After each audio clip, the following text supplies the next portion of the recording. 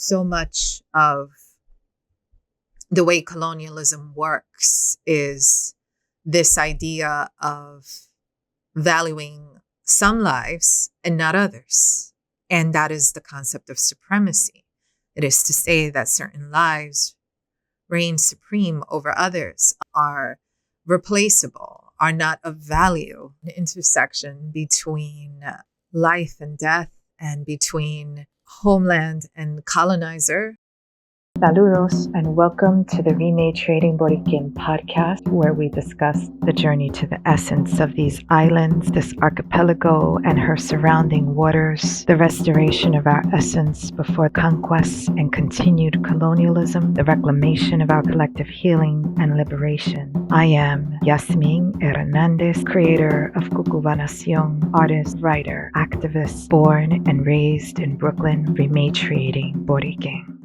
Beginning with an acknowledgement and sending our thoughts, our energy, our wishes for justice, for peace, for freedom to all the lives, all the souls forced to leave this earth because of violence, because of hate, because of war.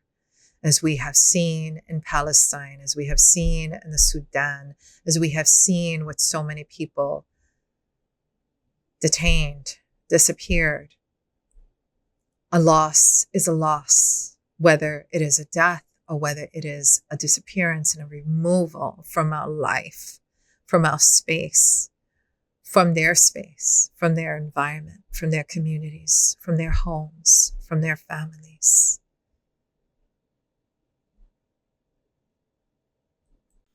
Greetings, everyone. Welcome to another episode of the Rematriating Borikén podcast. This episode is on the theme of La Muerte, or death. As I've explained in previous episodes, every third Thursday of the month in my art space in Mayagüez, CucubaNación, we host a series called Trinchera de Ideas, Rematriation Conversations. And each month there is a different theme discussed. And these themes come from the experience specifically of rematriating Borikén. With this episode, I offer a recap of the Trinchera de Ideas, rematriation conversation that we did back in November of 2025.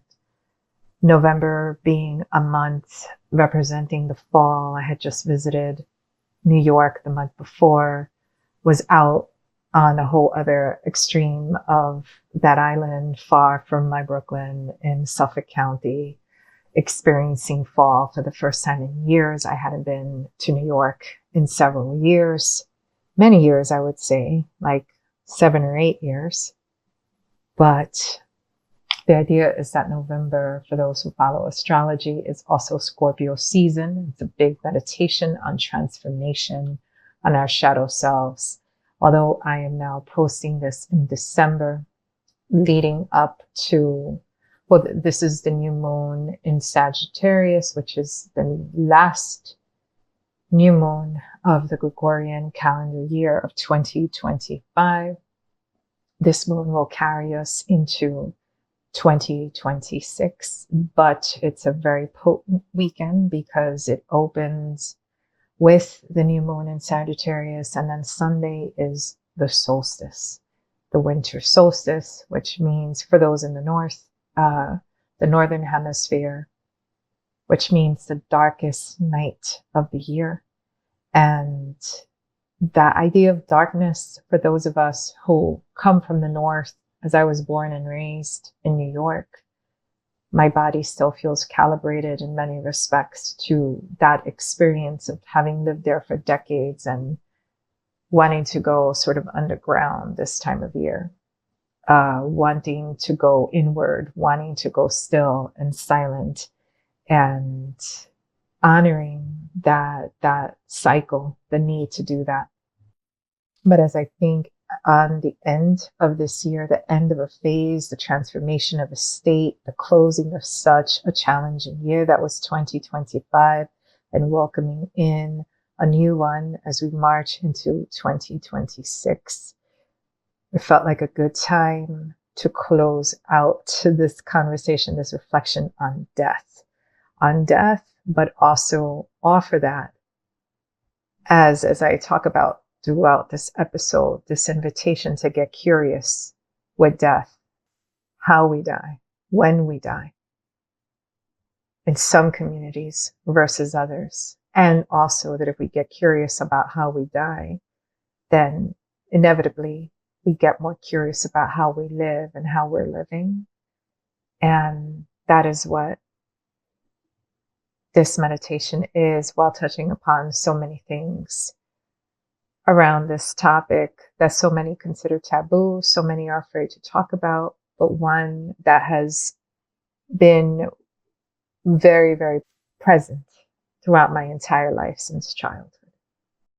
I don't believe that death is the end. I believe that a lot of what we suffer through life is because of our resistance to death as a natural cycle. And when I say that, I don't just mean death of our loved ones, of people or pets that we're very close to, but death as a natural etapa, a natural stage of all things, of all living things and of all life. And within our lives as people, encarnado, incarnate here on this earth in a body, we live through cycles of life and death constantly.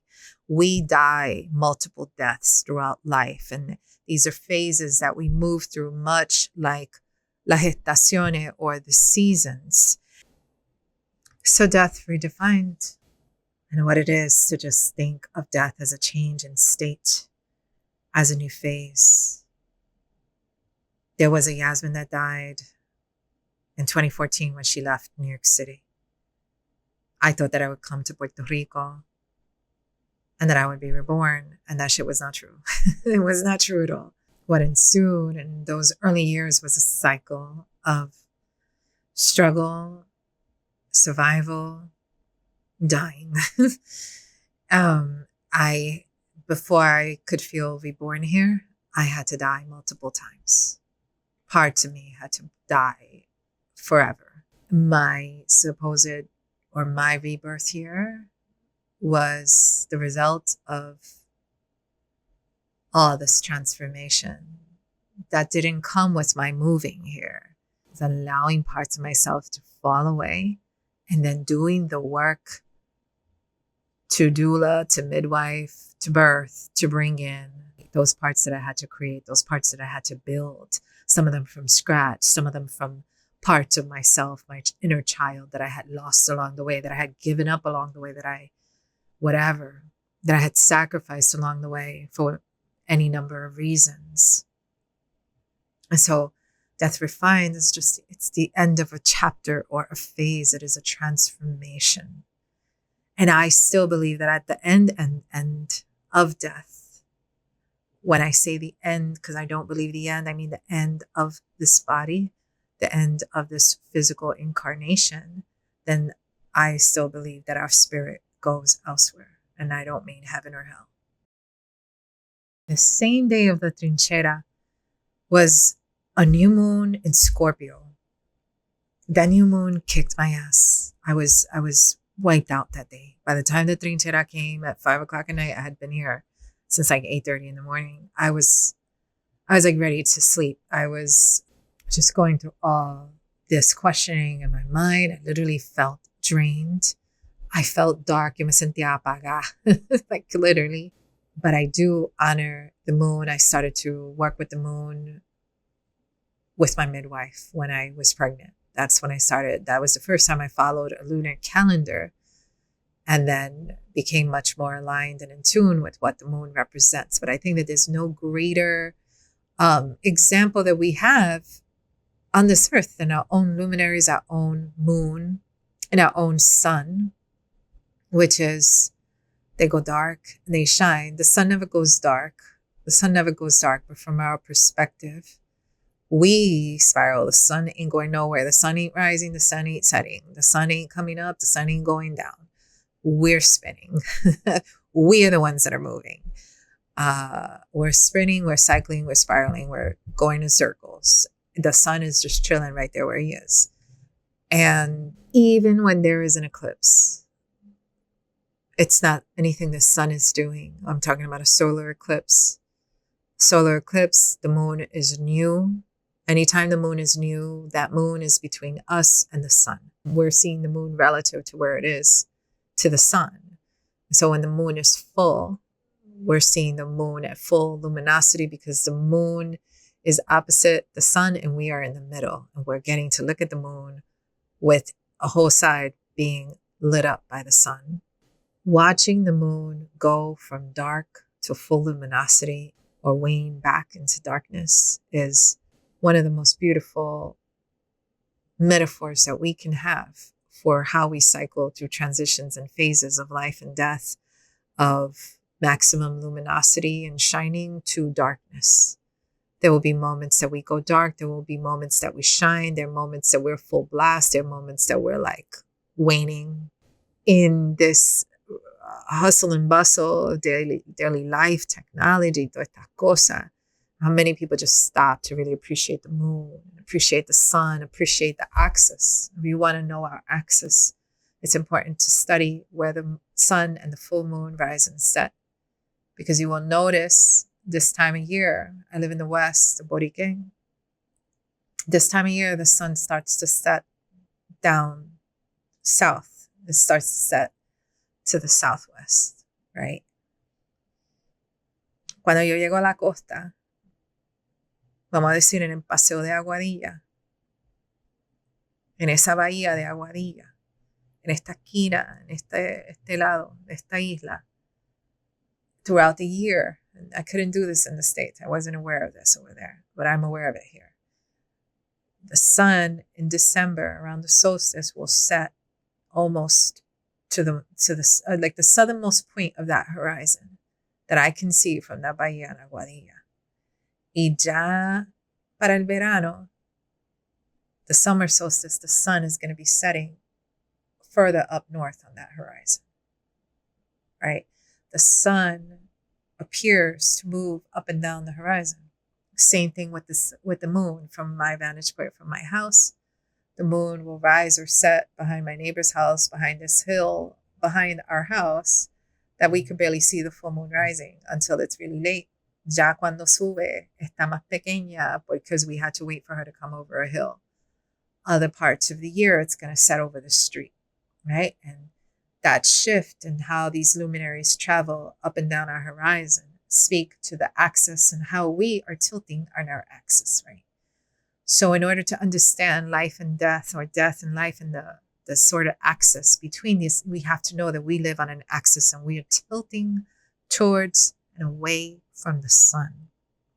And it becomes a metaphor for how we move each day. Are we tilting towards or away from life?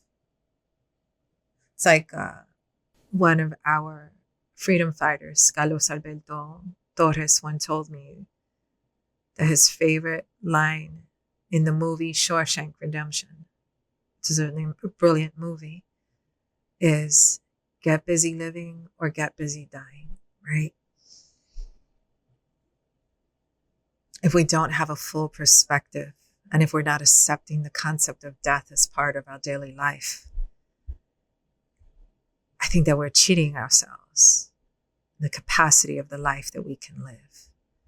If our life is an expression of a fear or a suppression or a rejection or a resistance towards death, then we're living sort of like something inhibited and hindered.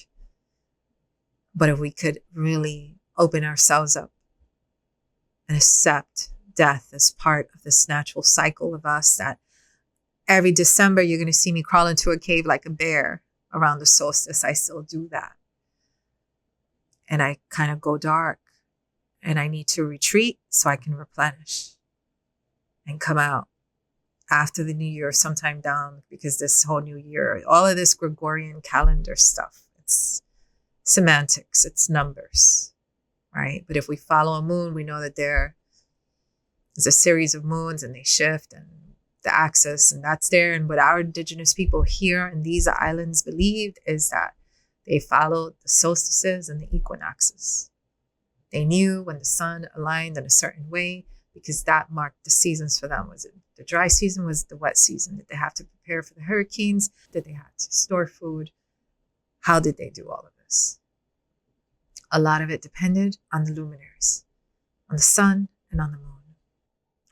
Some of the things we touched upon in that conversation are how we experience life and death, the imposed collective death and its intention, death and grief, physical death, the conditions under which we live and die, fear of death, life. And we talk so much about death and what is life.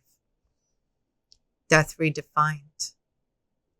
Death as in the imposed narrative of death, that what has been taught to us by colonial narratives around death versus what are our indigenous and ancestral beliefs around death, and which are the ones we believe today and which are the ones that are beneficial to us that we need to be keeping and that we need to be giving back. When I say indigenous and ancestral, and I say those side by side, it's to acknowledge two things. Number one, that there are some traditions and belief systems that are indigenous to the land we live on and the land we come from. Unless you're indigenous to Turtle Island, you come from somewhere else. So when I say indigenous, it is that we have been taught certain traditions that are not ours, and there are certain traditions that are indigenous to those lands that we live on. And there are traditions that are indigenous to our people, our own people, whether we are or aren't living on our indigenous lands. And when I say ancestral, it's understanding the mix that exists in so many of our bloodlines. And ancestral meaning that that mix of people that we hail from had their different belief systems. So for example, I was born and raised in Brooklyn. My parents were born and raised in Ponce. My father more so than my mother. My mother arrived to New York as a baby, actually. So she was really raised in New York City, between East Harlem and East New York, Brooklyn. I don't know what the East got to do with it. Pero there's indigenous practices in my family. The understanding is that my father's mother is the indigenous ancestor that was noted as such in the family.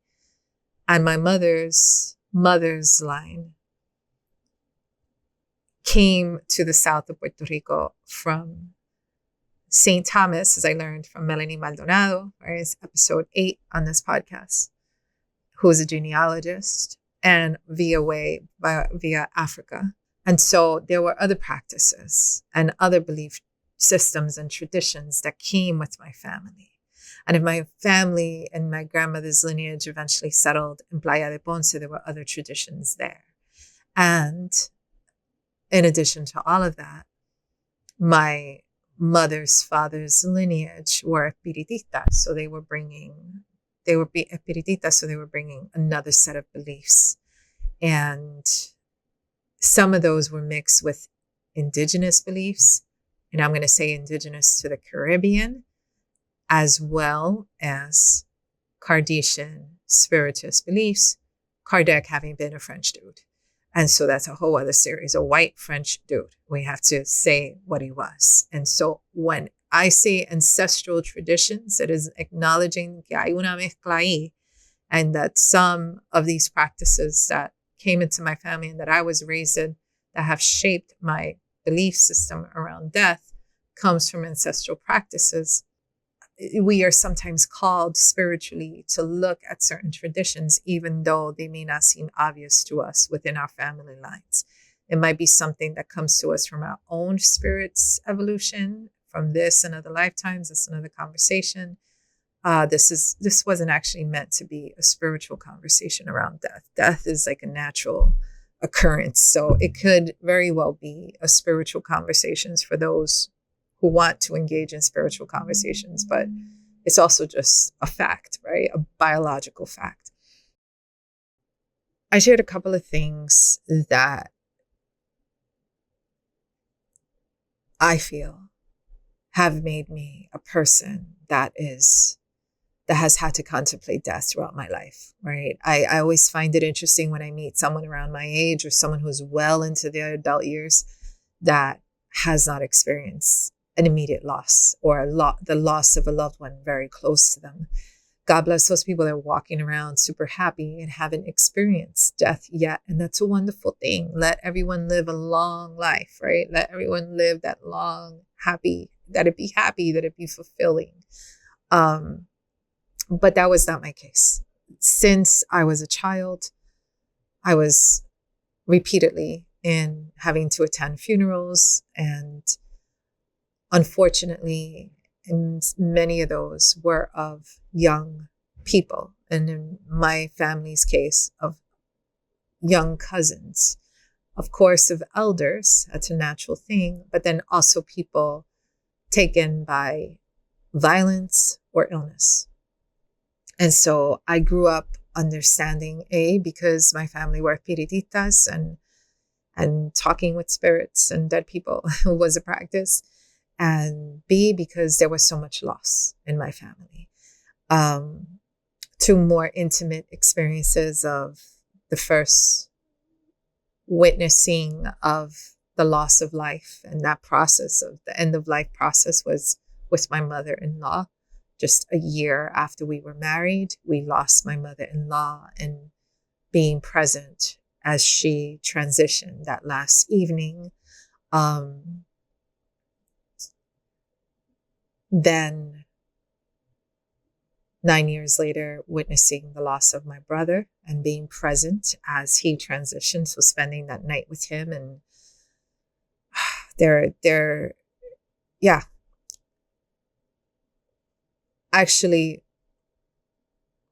in between those two losses, there was also witnessing violence on the street, in which a young brother of 19 years old lost his life. And my friends and I were out celebrating my birthday and witnessed the entire thing. And my phone was used to call this brother's mother to let her know what had happened. And so these were these incidents of my proximity to death and my having witnessed it. And if just as I quantify that as my experiences of how I came to contemplate death and accept it as a part of life, not in the violent ways, but in the natural ways, but then just getting very curious about how we die, because not all of us are living to the end of our lives and a long life and fulfilling all of our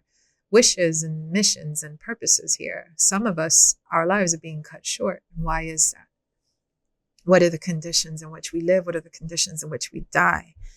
And so the same way that I look at that as a way to be curious about death and how we die is also the flip side of having birthed at home 2 times. And what I say is that I have witnessed on multiple occasions what it is for someone to take a last breath. And also on 2 occasions, I have witnessed a first breath or more, because before I gave birth, I was present for the birth of my niece, Maya. And after I gave birth 2 times at home with a midwife, with a doula, with my husband, which was like a very alert, unmedicated.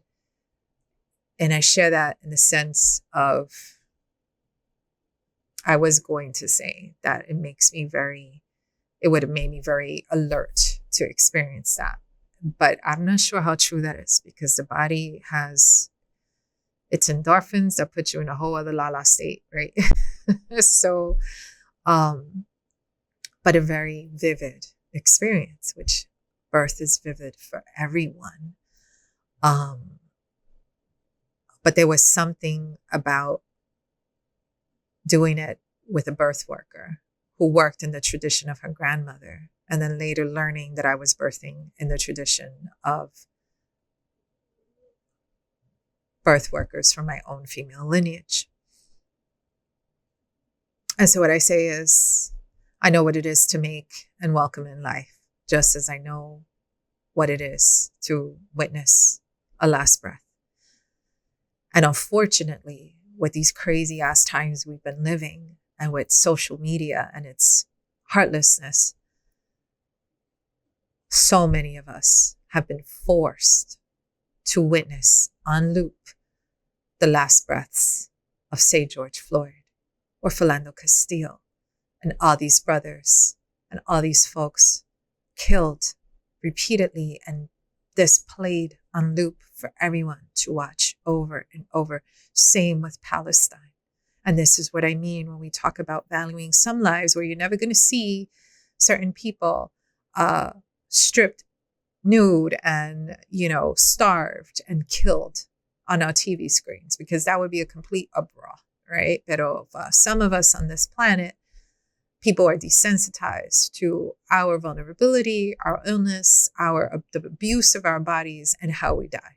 Just like all these images that we were seeing of the detention center in El Salvador, and all of these brown bodies just marched through there, bald, heads shaved, and we were just supposed to watch that and not react.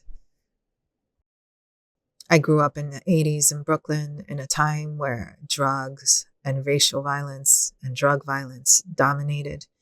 And what I say is that, not knowing how to deal with that, I was aware of it, I was curious about it, and I didn't like it. And so by the time I was 13, one of the outlets that I found to mitigate just all the rage and the grief that stirred in me, my outlet became death metal. That was what I discovered. The rage of that music was a place to deposit the rage that I was feeling for all the violence that I had lived. So I once read in an article that the Colombian musician Juanes had found solace in the band Slayer, because in particular, there was this line, I think, that was quoted, and forgive me that I don't remember the article that I had read this in the song Raining Blood from a Lacerated Sky. He felt that the way that they talked about violence was this sort of poetic way of him to envision the Medellin that he had grown up in, that was being completely torn apart by cartel violence. And so just the very strange things that we gravitate towards when we live stranger realities and harsher realities that are expected to be normalized. So we're expected to normalize, to accept, to not react to not question, to not combat. And then we need an outlet, right? So my outlet, and apparently in Juanes's outlet, it was death metal. And the irony of that is recognizing today, sometimes I'll crave listening to the music, and I'll listen to some of it, and recognizing how within U.S. culture and society, and this is something that Bell Hooks talks about, that there is this romanticizing of death, right? This like kind of people obsess death. They talk about it. They're obsessed with guns. They're obsessed with weapons. They're obsessed with violent ass video games. They're obsessed with horror films. They're obsessed with other violence in films, and they'll watch it repeatedly.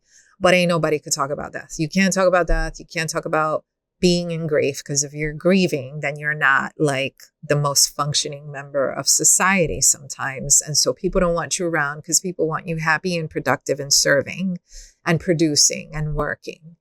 And a lot of times grief will render us incapable of being at work. And some other people lose themselves in work. And it is a way of getting through their grief, because what they want, what we are taught, is to distract, to keep producing, kind of like birthing mothers, birth and life. I'm going to make that intersection over and over, because it is what it is. Just like mothers 6 weeks after birthing and still having a baby, nursing, for those who are nursing, are expected to just go back to work and figure it out, and then attach themselves to like a pump. When we grieve, some of us just need to sit with our own bodies and let it move through our bodies and be still. And we're not given that space. People expect us to get right back into it.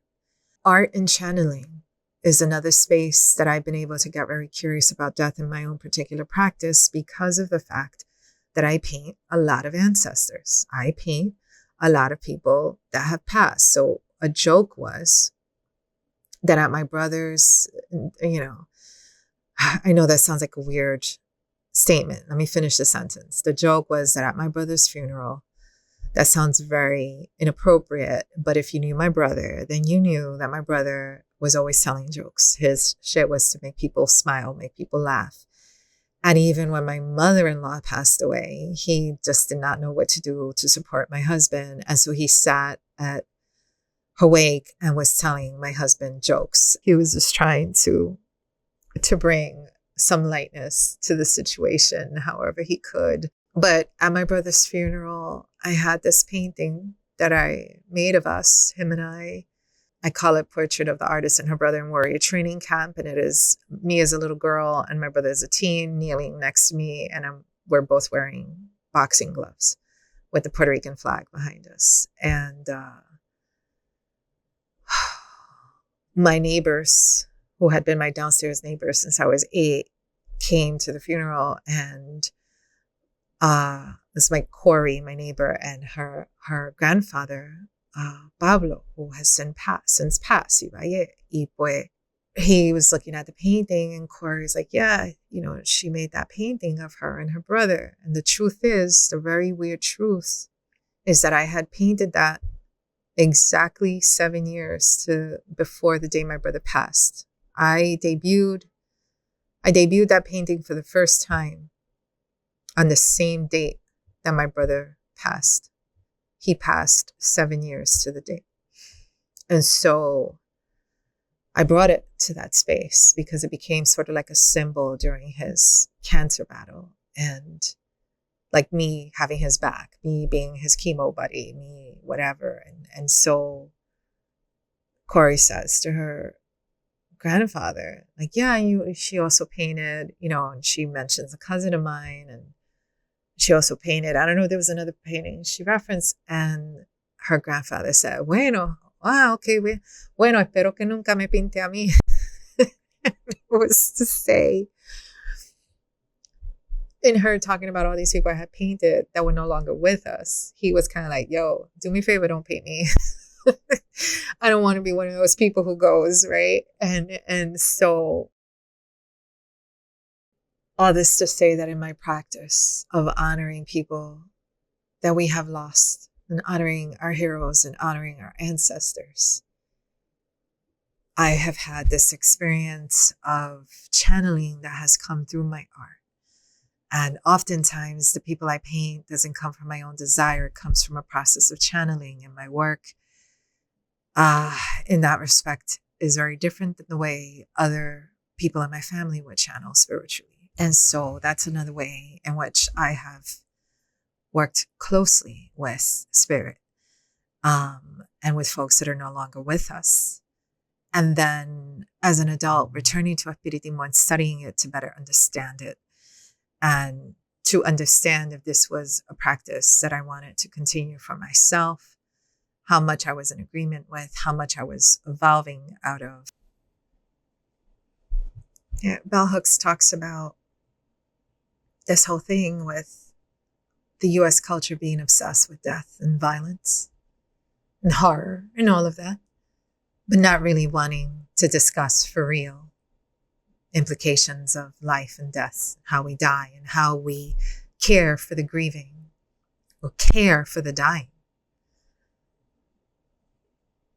One of the things that I talk about is the need to care for people dying the way we care for babies, that we hold dying in the same regard as we do being born. And I love that there are death doulas, that there are folks who are committed to helping folks transition out of life the way they help birthing people transition into birthing and into parenting. We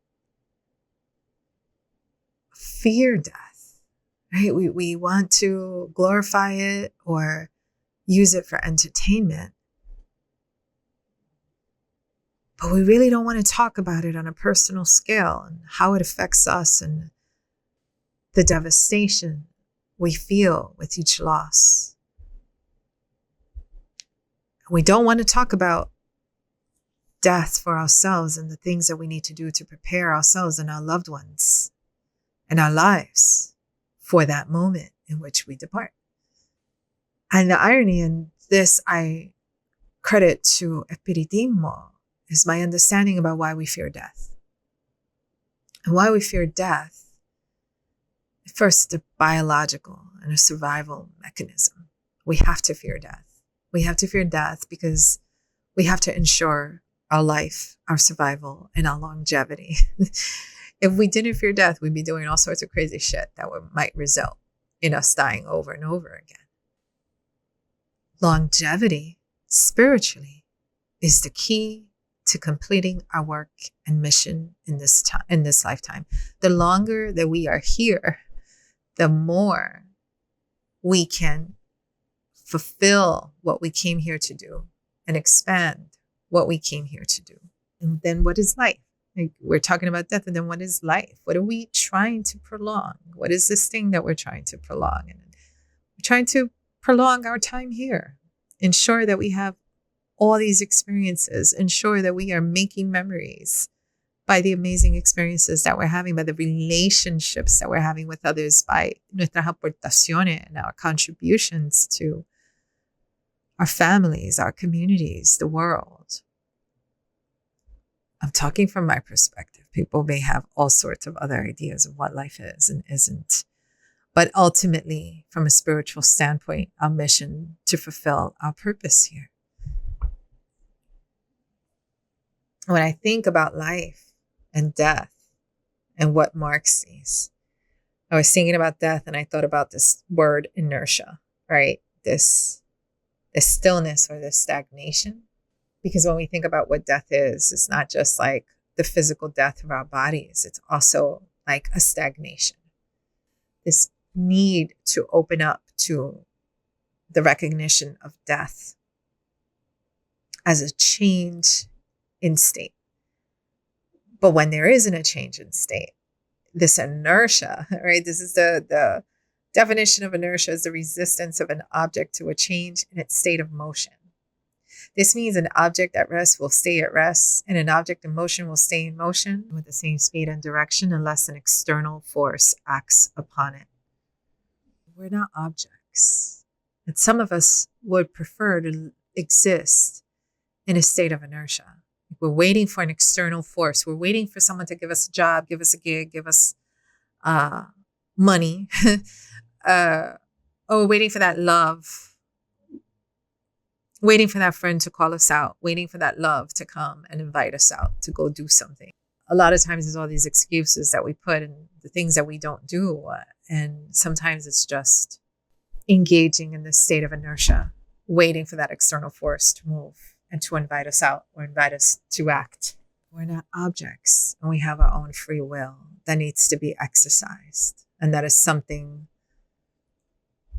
that I also credit Espiritismo for, is this concept of the free will, this concept of not that it comes from there, but that there is a lot around the exercise of the libre albedrío or the free will, that whereas some people believe, now this is more spirituality, where some people believe that God determines your destiny, and aquí en Puerto Rico siempre se dice, si Dios quiere, te veo mañana, si Dios quiere.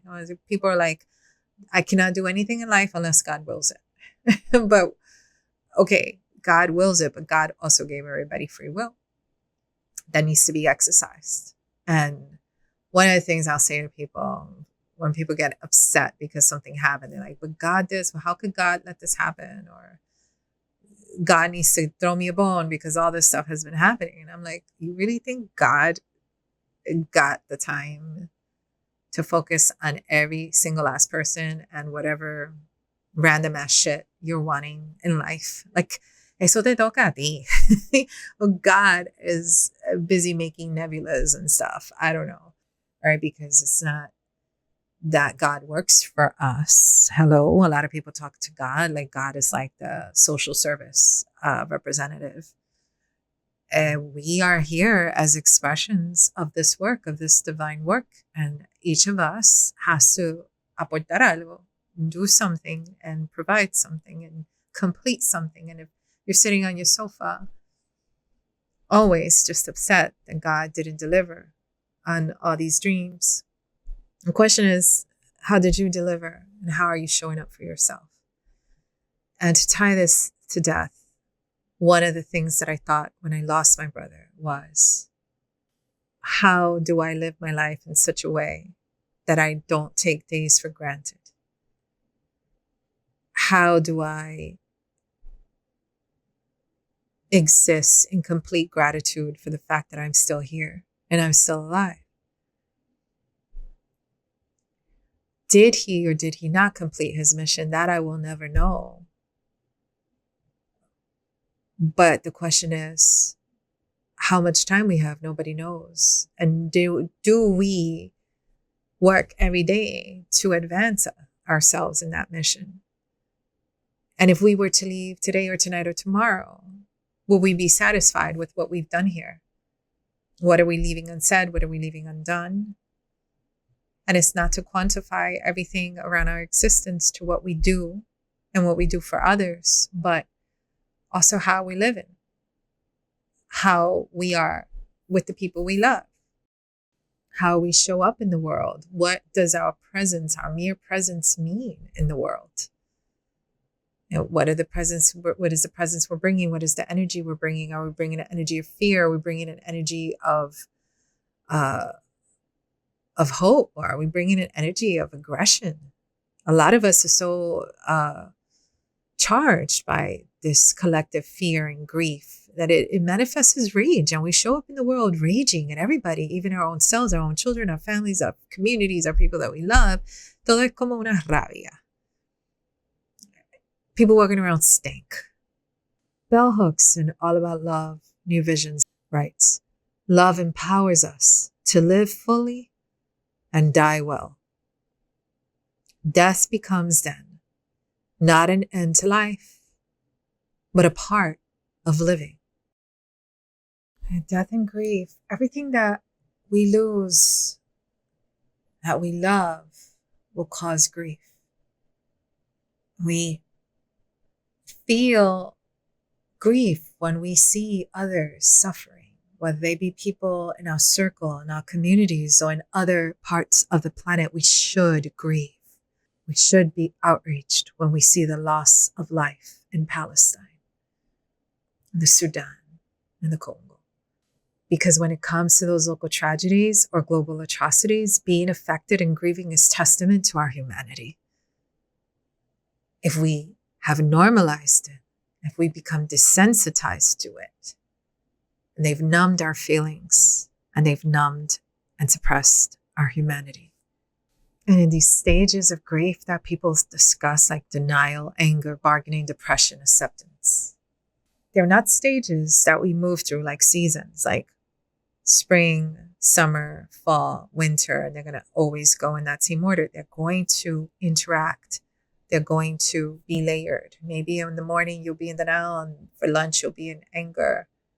For dinner you would have accepted it, and then you might wake up the next morning in denial again, right? So also acknowledging that how we move through grief is not always a linear or sort of this chronology or this pattern that is followed by everyone in the same way. It's giving ourselves spaces to evolve. I like energetically how the chakra system is discussed, how Kundalini energy and the way that it rises is described as a sort of spiraling snake. And we're spiraling and spiraling our way up.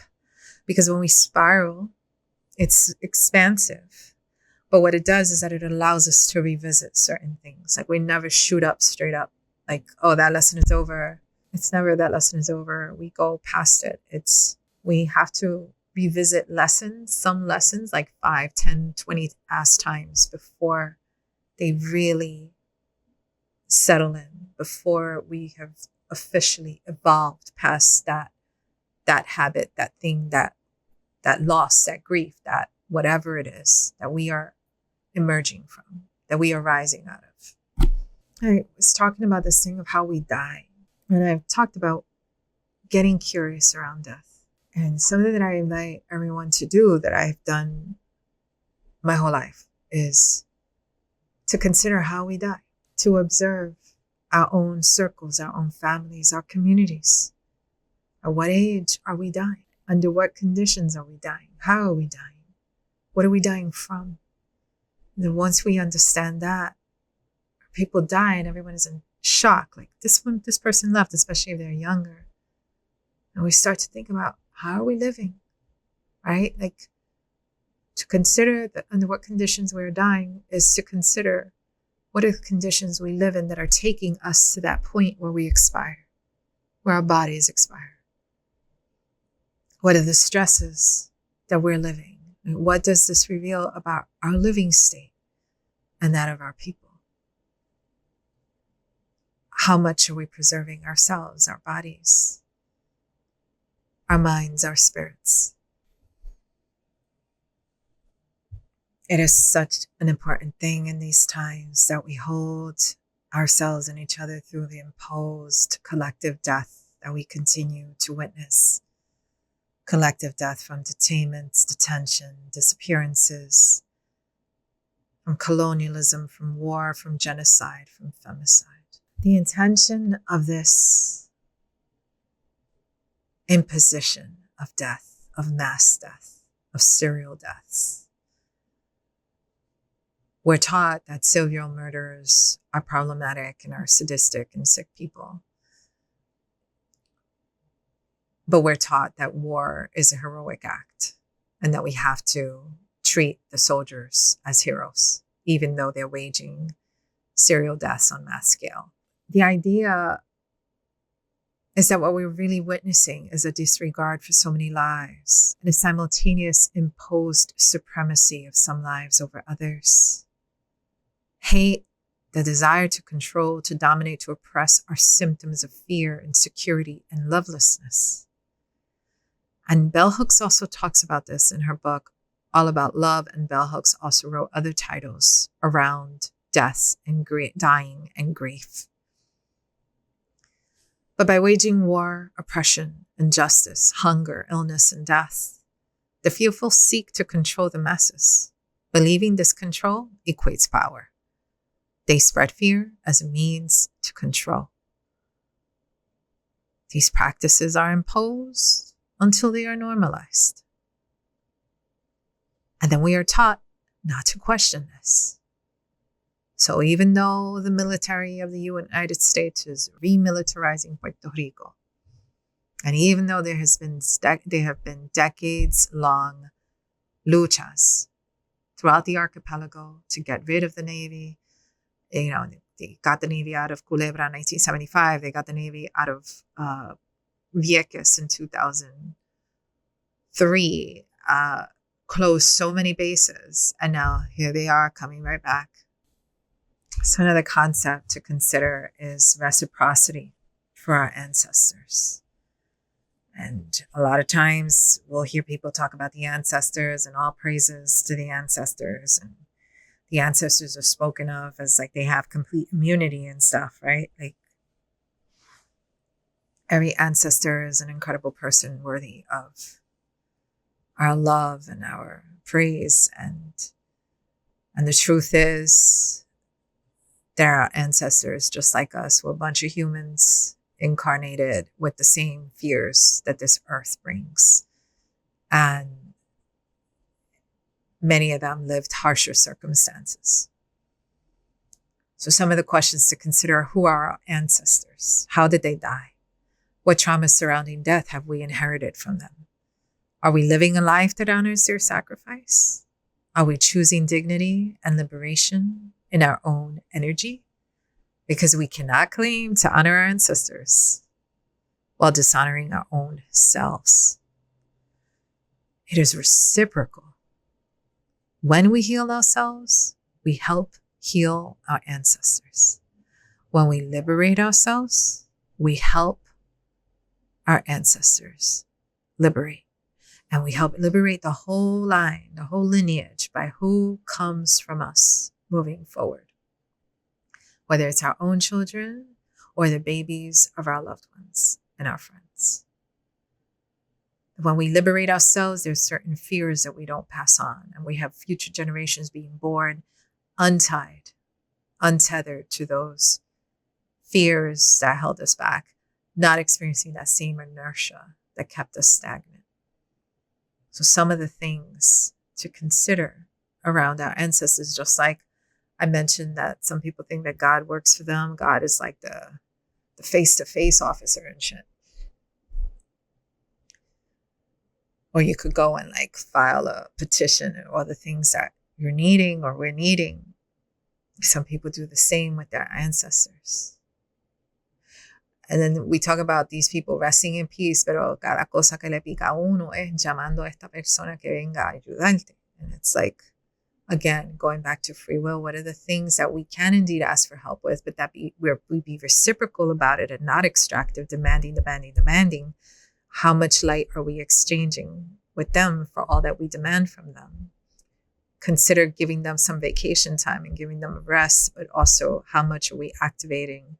How much are we showing up for ourselves? How much are we exercising our own free will to manifest that which is our own purpose? Right? By virtue of the fact that they were participating in the circumstances that led to you being here today, like they've done, basically their job is done. They've done what they needed to do. And another layer to the story, according to my beliefs around reincarnation, is that your ancestors are not chilling, resting somewhere. They're like incarnate in some other place, working on some of the thing and some of the story, right? And likewise, to consider that the same way we pray to ancestors to do all sorts of stuff for them, like what kind of life are we living today when we, what kind of life are we living today, and what kind of wisdom and experience and evolution are we, when I say that, I mean spiritual, are we working on so that the younger generations in our families and circles can call on us one day to help them as their ancestors. I was cleaning my phone the other day, and I think that like my love-hate relationship with social media, one of, I think, probably the heyday of social media, which I think has passed already, was the pandemic. But unfortunately, we all came out of it much more tied and dependent on it. Pero some of the memes that would come out of this time, right, like were just classic.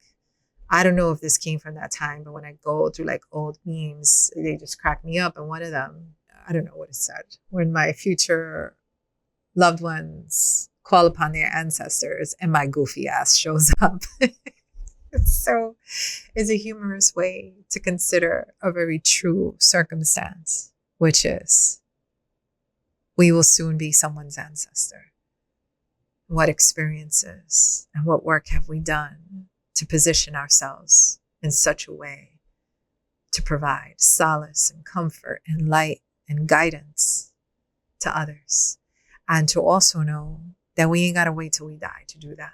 How are we doing that? How are we providing light and solace and comfort and guidance to others right now, right here, every day?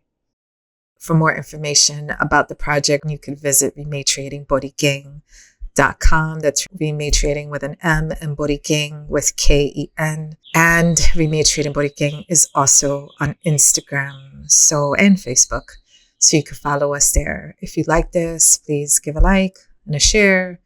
If you want updates for future posts, subscribe to this channel on YouTube. And thank you again so much for listening. In light always. This is Yasmin.